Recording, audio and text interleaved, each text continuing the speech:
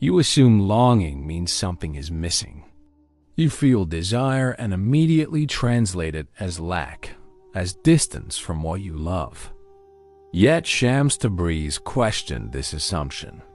He asked, what if longing is not the cry of separation, but the sound of divine nearness? He said the ache within you is not your weakness. It is God's own voice disguised as yearning.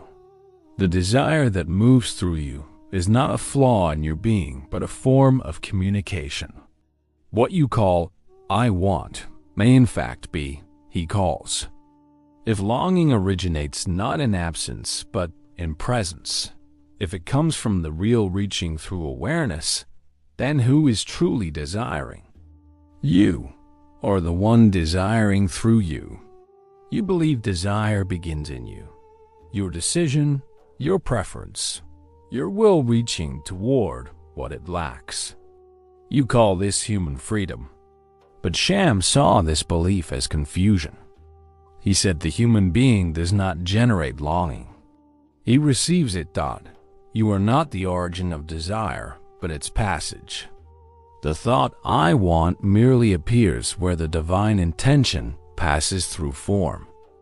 This means what you feel as personal movement is already part of a larger motion. If longing arrives before you choose, if it speaks before you think, can you still claim it as yours? Shams taught that longing is the most direct language of the divine. Where intellect constructs arguments, longing reveals presence without words. It is the real calling awareness back to itself. Every unfulfilled desire, he said, carries an unseen instruction. Return. When you mistake this for personal lack, you chase objects, people, or experiences, thinking they hold the answer. But when you listen differently, longing itself becomes the message. To hear longing as divine voices, to understand that God speaks through what you call emptiness. If the ache is already the conversation, then what is left for speech to add? You turn the call into pursuit. The same energy that could draw you inward becomes a restless chase through the world. You attach meaning to outcomes and mistake them for completion. Shams said the tragedy is not that you desire, but that you misread the direction of desire. The voice of the real is translated into the language of appetite. You begin to treat what is infinite as though it could be satisfied by the finite. But every achievement leaves the same residue, a quiet return of the call itself. If fulfillment always dissolves into another longing, is the object ever the true goal? Eventually, pursuit exhausts itself. You notice that every arrival repeats the same departure. Satisfaction fades faster than its effort. In that recognition, a shift begins. From chasing to listening, you see that longing is never pointed outward. It was always pointing you back to awareness. Shams said that when this understanding dawns, longing stops pretending to be need and becomes remembrance. The very impulse you thought was yours turns out to be the real remembering itself through you. If longing remembers instead of reaching, what remains for you to pursue?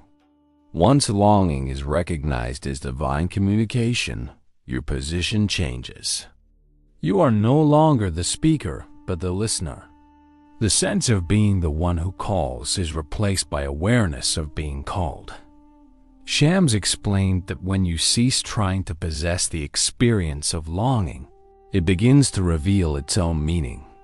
The self that interprets disappears, and what remains is listening without judgment. To listen without claim is to let truth pass through, unresisted. When the call speaks through you, you do not answer, you echo.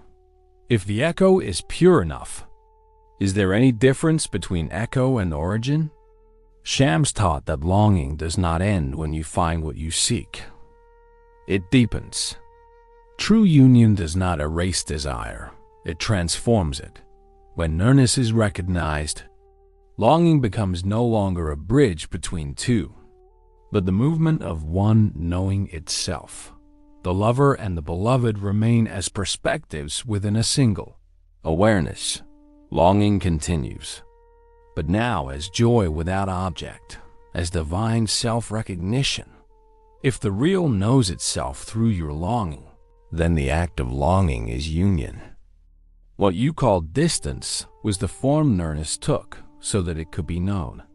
Not all longing carries truth equally. Shams said that some desires are mixed, half divine remembrance, half self-claim. The task is not suppression but refinement. When you examine your longing without justification, you begin to see what belongs to truth and what belongs to illusion. Desire purified of control becomes prayer. It does not grasp. It witnesses that this refinement happens through awareness, not effort. By seeing clearly, the false dissolves. When longing no longer aims to possess, it becomes devotion without direction. If you no longer need to reach for what you love, does the love itself remain unchanged? As longing purifies, the one who longed begins to fade. The seeker realizes that he was never separate from what he sought. What remains is only the voice, awareness aware of itself. Shams said the divine hides behind the seeker until the seeker disappears. At that point, there is no call and response, no lover and beloved. There is only the sound of being, heard from within itself. If no one remains to seek and no one remains to be found, what becomes of the journey that seems so necessary? Longing, once restless, now becomes a still current. It no longer demands an answer because it is itself the answer. Shams called this the silent voice of the real, the state where desire ceases to point outward and rests as pure. Awareness. This voice does not speak in words or emotions. It expresses his presence. When longing stops asking to be fulfilled, it fulfills itself by simply being heard. The one who listens and the one who speaks are the same. If God's voice and your awareness coincide, has longing ended, or has it finally become complete? After realization, nothing external changes, yet your relation to all things shifts. You still act, still desire, still respond, but without ownership. Longing becomes participation, not grasping, not retreating, simply moving as the divine moves through existence. Shams said that the mature mystic does not abandon desire, but restores it to truth. To desire without illusion is to act without attachment.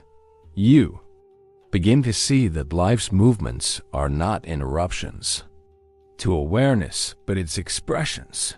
If the world itself speaks the same voice, can you still call it separate from prayer?